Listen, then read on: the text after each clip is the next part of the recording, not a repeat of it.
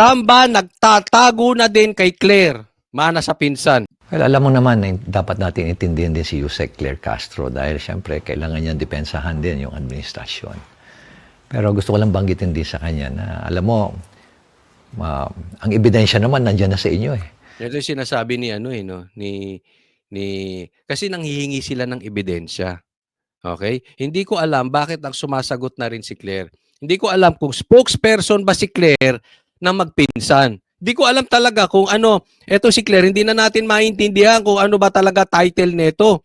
Ano bang job description nito si Claire? Ito ba vlogger, Yusek, tagapagsalita ng magpinsan, tagapagsalita ng duwag, o taguan sa saya? Hindi na natin maintindihan kung ano ito si Claire.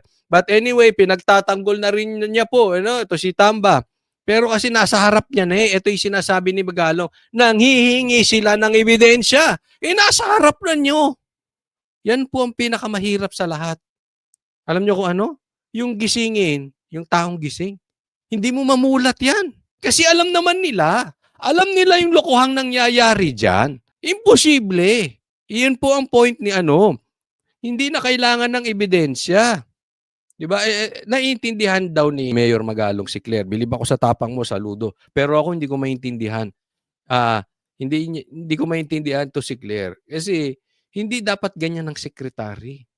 Dapat yan pinagtatanggol or ibinabalita yung trabaho niya, yung proyekto, hindi taguan sa saya. Taguan ng mga weak na nasa posisyon. Hayaan mo silang sumagot. Nandyan din sa social media ang ebidensya. Unang-una, yung AKAP na lang. If you remember, nung last year, biglang nagkaroon ng AKAP na walang guidelines, pero ito'y na-distribute. At ang sino nakinabang dito? Yun, ito problema. Wala yung AKAP. Tapos bigla-biglang nagkaroon. Tapos na-distribute. Ang tanong, sino-sino yung mga nakatanggap ng AKAP? Kasi delikado Pwede ko sasabihin, Coach Only, eto 10 million, mamigay ka. Sino nakatanggap? Baka nakatanggap si left and the right. Di ba? Ako rin, binuls ako. Yun yung sinasabi dito. Sinong nakinabang dito? Ito, mga congressman, na pinalabas pa nila na kakala mo sa kanila. At ang nakakalungkot nito, at nakapagtataka pa, ayaw pang i-share yung kanilang mga listahan. Yun. Kasi, baka walang listahan. Baka nakalagay dyan, yung bulsa nila, kaliwat kanan. Diba? Yun walang listahan. I-share nyo sa amin, sino yung nakatanggap. Kasi ang punto rito ni Mayor Magalong, baka mamaya nagdodoble-doble na tayo ng bayad ng binibigyan. Papatingin ng listahan nyo para hindi na namin mabigyan. Walang mapakitang listahan. Di umano, sino pa ba pagbibintangan dito? Di si Tamba. Sinabi niya ng mga congressman, sino bang leader ng congressman? Ako, si PRRD, si BP Sara, si Baste, si Mayor Baste, si Congressman Pulong. Wala nga. Inalisan na nga ng budget to si Pulong Ano ibig sabihin nun? At kami nga sa local government, gusto naming i-share yung listahan para walang redundancy, walang nauulit na nabibigyan ng beneficiary. Ayun yung sinasabi niya. I-share natin yung listahan na hindi pa ulit-ulit, baka sila nakakatanggap. Baka mamaya kamag-anak ninyo lang. O baka mamaya gawa-gawa nyo lang. Baka multo yung nakakatanggap. Tapos yung mayaman kayo. Ako, delikado to. Pero sila, ayaw nila. At talagang puspusan nun, lalo-lalo na nung December. Grabe yun, ang bigayan nun. Grabe pala nung December, no? Sinamantala nyo December. Kung may Santa Claus, sa bagay, mukhang Santa Claus talaga to si Tambaluslos Di ba? Kung may Santa Claus, sila din nag-Santa Claus at akala mo kung mamigay, akala mo pera nila. Eto Claire, eto masasabi ko sa iyo Claire, Huwag niyo siyang hingan ng lista, huwag niyo hingan ng ebidensya si Mayor Magalong kasi nasa pagmumukha niyo na Ang gawin ninyo, kung mali si Mayor Magalong, sampahan niyo ng kaso. At doon siya maglalabas ng ebidensya. But as of the moment, nasa harap nyo na Diba? Huwag niyong daanin sa maglalabas siya na maglalabas na ebidensya. Palabasin ninyo yung ebidensya niya sa korte. Huwag niyo siyang gipitin. Walang gipitan. Baka mamaya gigipitin to si Mayor Magalong. Magaling na kandidato eh. Na pati yung ibang mga mayor sa ibang lugar talagang binabanggit sa akin na talagang bumabaha ng pera at ayuda. Ngayon naman, dahil doon sa controversy na yun, alam mo si Secretary Rex, napaka-decente niyan. At ang ginawa niya, ayaw na niya. Sabi niya, there will be no akap. Wala na daw akap sa 2025. Sabi daw ni ni Rex. Wala nang akap sa 2025. Anong nangyari? 2025 budget for DSWD. For DSWD. But pati siya mismo, he was surprised na after the BICAM, nagkaroon ng akap. Hindi naman niya ni-request yan sa NEP. Ayun di ba? Hindi naman ni-request, pero nagkaroon. Kaya nga yung BICAM na yan yung tinatawag na BICAM. Malaki talaga problema nila dyan. Alam mo, yung paglalantad ni Tatay Digong, nila Attorney Vic, yung patungkol dyan sa BICAM na yan, isa yan, kaya binanatan si Tatay Digong at pinadala doon. Hindi lang, nagdududa ako kasi hindi nila magalaw-galaw si Attorney Vic. Duda ako, may mga maraming hawak na alas si Attorney Vic against Bongbong. Kasi sabay-sabay sila dyan eh. Binulgar nila yung BICAM na yan. Sila pa si Muno niyan. Kaya salute talaga sa'yo, Attorney Vic Rodriguez and PRRD. Pero, alam ko marami pang hawak na ebidensya si Attorney Vic. So, antayin natin. Kasi hindi siya ginagalaw. Napaka-imposible. Kita nyo naman anong ginawa kay Tatay Digong. Nag-init talaga ulo nila dyan. Kasi malaki yan. Kaso po talaga yan. Pag naalis sila sa pwesto, ay daang-daan kaso ang kakaharapin nitong mga ito. Galit sila doon. Ito pa, sinasabi ngayon ni Mayor Magalong. Hindi ko alam, baka mamaya meron na rin itong warrant of arrest galing sa Interpol. Hindi ko alam kung pauhuli na rin to ng ICC. Baka mamaya bigla itong kidnapin, dalhin sa Villamor Air Base, tapos bitbitin sa, nakakatakot. Dalhin to sa ICC tapos sabihin, kasi sinunod lang namin yung Interpol, meron silang warrant of arrest. Wala pa naman desisyon ng korte kung paano mga-aresto. Hindi naman pa nadidesisyonan ng korte kung yung illegal, yung pagkaka-arrest to kay Tatay Digong. Kaya inulit namin. Sa nangyayari ngayon, everything is possible na sa Pilipinas. Kaya hindi na ako magtatakang gawin dito kay Mayor Magalong. Kasi matindi yung BICAM na yan. Yan ang pilit pinagtatakpan nila. Kaya nga pinagtakpan ng impeachment yan. Kaya nga pinatitiklo si Tatay Digong. It's the president's budget. Kaya nagtataka lahat, biglang nagkaroon ng akap. Para kanino yung akap? Ngayon, tingnan mo, kung sinong gumagawa ngayon ng mga text messages na, na-approvean na yung guidelines ng akap, ipapadala na namin dyan. Doon sa loob ng Congress. Di ba? May kumakalat naman eh. Approve na yung akap, etc. etc. Sila yan. Alam mo, habang humihirap ka, tayo habang humihirap, sila payaman. Makikita mo pa doon good day kong nakalagay pa doon So, ibig sabihin sila na naman. Unang-unang, trabaho nyo gumawa ng batas. Yun. Ngayon lang nangyari yan siguro dati nangyayari pero hindi ganyang kagarapal. Ngayon talaga kung buhaya. Lolong ang dating. Alam niyo yung pinakamalaking buhaya sa buong mundo? Si Lolong? Ay, ganyan. Lolong ang datingan nito mga na ito. Talagang buhayang-buhaya. Hindi nyo trabaho yan. Ang trabaho nyo gumawa ng batas. Hindi mag-akap-akap. Pambihira Ano ba kayo? Hindi mamigay ng ayuda. Hindi yung lagi na lang puro pagkakapirahan nandiyan kayo lagi. Masakit yan, Claire. Pagkakapirahan andyan kayo lagi. Pinsan ni Marcos. Tatandaan nyo yan. Sige, bumoto pa kayo ng Team Alyansa, Team Bongbong. Pinsan ni Marcos yan. Siya, bilang presidente, walang magawa. Anong klaseng presidente meron tayo? Nakasawsaw kayo yan basta pagkakapirahan. Okay, yung akap, nilagyan nila ng ilang 26 billion pesos. Hindi naman hinihingi. Binawasan nila yung agriculture, binawasan nila yung PhilHealth. Wala silang nilagay sa PhilHealth, by the way. Ito, PhilHealth, no? baka nakalimutan nyo. Tinanggalan yung PhilHealth. Wala silang nilagay sa PhilHealth. Tapos merong ayuda, merong akap. 'Di ba? Grabe, no? Grabe ka abusado. Baka nakalimutan ninyo. Isa po ang health na concern ng mga Pilipino. Do you know why Bongo is number 1 right now? Bukod sa pagiging kaalyado ni Duterte, given na po yan. Ha? Given na po yan. Okay? Pero alam nyo kung bakit? Number 1 si Bongo? Talaga kasing maraming natulungan yung Malasakit Center. Legit po yun eh. Kalusugan. Isipin mo, Pilipino, wala ka nang pera. Magkakasakit ka pa. Malaking dagok sa'yo yan. Wala ka na nga makain. Magkakasakit ka pa. Tapos ka na. Kaya napaka-importante sa Pilipino ng kalusugan. Ito masama. 'Di ba? Ito masama. Hinayaan pa nito mga lintikas na ito. Mawala yung PhilHealth para sa ayuda.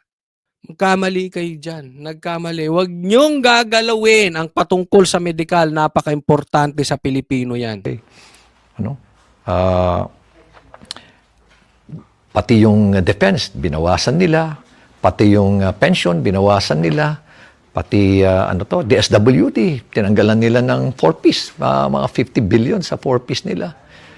Tapos nakapagtataka na bigla nilang itinaas yung budget ng DPWH by as much as 289 billion. Ano ibig Tinaas yung DPWH ng 89 billion, tama ba? Nakapagtataka na bigla nilang itinaas yung budget ng DPWH by as much as 289 billion. 289 Ano ibig billion. sabihin nun? Nilagyan nila ng akap. Pero dinagdagan nila, bigla silang dinagdagan din nila yung kanilang DPWH. No. Naglagay ng akap, tinanggal yung sa PhilHealth, dinagdagan sa DPWH. Alam nyo kung bakit? Okay, bakit dinagdagan ng 289 billion sa DPWH? Alam nyo? Ito. Budget. Ano ibig sabihin nun? Simple lang ho yan. Ibig sabihin, pagkakapirahan na naman yan. Yung mga project na yan, alam niyo, yung mga project na yan, nakasawsaw na naman sila dyan. Basta DPWH, 25%, 35%, 40% ang kinukuha ho nila. Kasi yung mga proyekto na yan, okay? Yung mga ginagawa dyan, mga kalsada, etc., no? 25, 30, 40% cut nila. So halimbawa, may 100 milyon na proyekto, 40%, 40 million, akin na. Akin. Okay? O yung 60, saan mapupunta? Dyan. Another is, ang nakakalungkot ho, sila pa ho yung contractor. Yung pa. So bukod sa 40%, sila pa contractor. O di kikita pa sila. Kalimitan, sila pa yung mga supplier. Sila pa rin yung supplier. Kaya yung mga 40%, 35%, hindi pa ho yan. Meron pa hong dagdag yan kasi sa profit nila as contractor. Aabot pa huli yan na additional siguro 15 to 20%. As supplier, sabihin natin, another 15%. Kanila na lang hulahan. So another 15, another 20. So 40 plus 15, 55 plus 20, 75%. Ilan na lang mapupunta doon sa proyekto? Mga 25% na lang sa proyekto. 75% sa bulsa ng congressman. Calling, BBM. Yang pinsan mo, yan po ang kino-call out ni Mayor Magalong. 75%. At yung mga amuyong, yung mga taga-tahol, yung mga kapwa buhaya ni Tamba ng pinsan mo, BBM, kung ang proyekto ay 100 million, 75 million punta sa akin. 25 punta sa pinapagawa sa proyekto. Ganong katindi. Ganyang kabuwakaw yung mga yan. Ganyang kabuhaya. Kung usapan natin dito, 100 million lang. Ay, paano kung lagpas 100 million? Paano kung 500 million? 'Di ba? So, magkano ang kanila dyan? Nasa 425, tama ba? Hindi. 75, 150. 375 million. 'Di ba? Habang ang Pilipino hindi malaman kung kailan ulit kakain kinabukasan, naghahanap ng pera, hindi mapag-aral ang kanilang mga anak ng maayos, tapos mga ito kumikita ng milyon-milyon in a snap. Tapos bibigyan kayo kunwari ayuda. Bibigyan kayo 1,000. Yan po ang ine-explain ni Mayor Magalong. Huwag po tayo magpapaloko. No? Ganyan ho katakaw ang ang ating mga mambabatas ho ngayon. No, so, ganyan katakaw. Ngayon, pinagtatanggol pa ni Claire. Buti naiintindihan siya ni Magalong. Ako hindi ko maintindihan. Bakit mo ipagtatanggol? Nakitang-kita mo naman.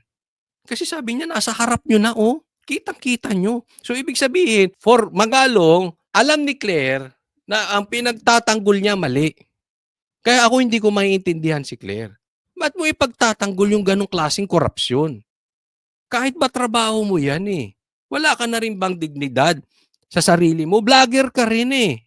Kasama ka namin na nagtatanggol sa katunayan. Katunayan nga, binabanatan mo rin si BBM eh. Asan ang sense of responsibilities na itong tao na ito?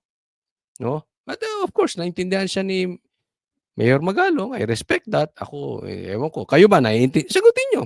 Naintindihan nyo ba si Claire? Unang-una, sino ho ba? Tanungin ko sa inyo. Sino ho ba ang namimili ng mga district engineer at regional director ng DPWH? Sino? Sino ang namimili? Di ba sila din? Next topic po tayo. Eto, next. Next. Pulis, huli, galing sa rekto ang diploma. Okay. Ito, pag-usapan natin. Ito, si paborito ninyo. Okay, si General Nunal. Ay, ano pangalan nito? Ano ba pangalan nito? Si Pahardo. Ano sabi ni Pahardo? Excuse me. Ang binigay sa ating datos ay nasa around 60,000 nationwide. Ay, yung nag-rally daw, 60,000. Sige, kukumputin natin ha. Saglit lang, 60,000.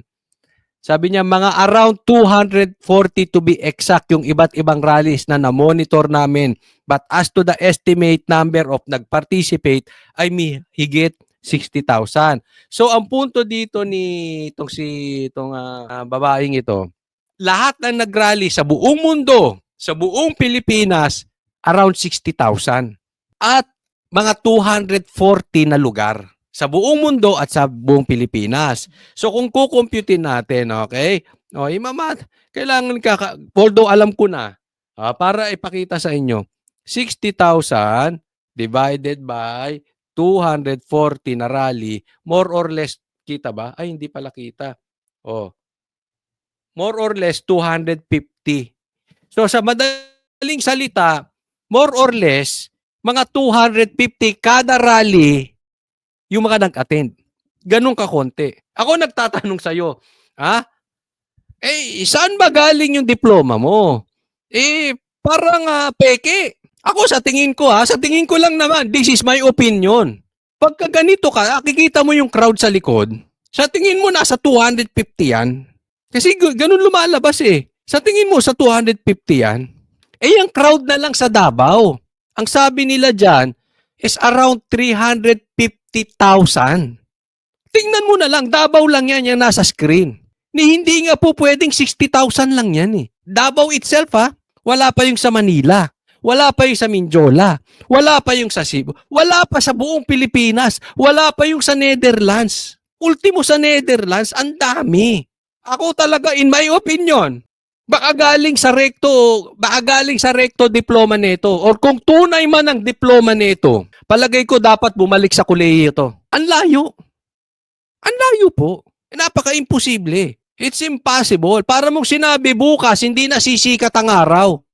Para mong sinabi bukas, ang presidente, bukas, hindi na ulit uulan ever sa Pilipinas. Ganun na sinasabi na itong ano na to. Paniniwalaan nyo ba ito? Ito rin yung babae na sinabi, yung humuling pulis, kay Tatay Digong hindi umiiyak, nagpupunas ng pawis. Alam mo, ito it shows na ang pulis Torre, yung mga kakuntsaba ni Torre, pare-pareha silang sinungaling. Sino pa bossing neto? Di si BBM. Pare-pareha silang sinungaling. Unless i-correct ito ni BBM. Pag hindi ito kinorek ni BBM, sinungaling din siya. Kung hindi ito kinorek ni Torre, sinungaling siya. Pero ako, para sa akin, pare-pareha silang sinungaling. Walang sasabi. Same people na sinabi walang pumasok na armas sa KOJC. Yan si BBM. Etong si Torres, sinabi niya hindi sila naghukay doon. May ebidensya, naghukay sila doon sa loob ng KOJC.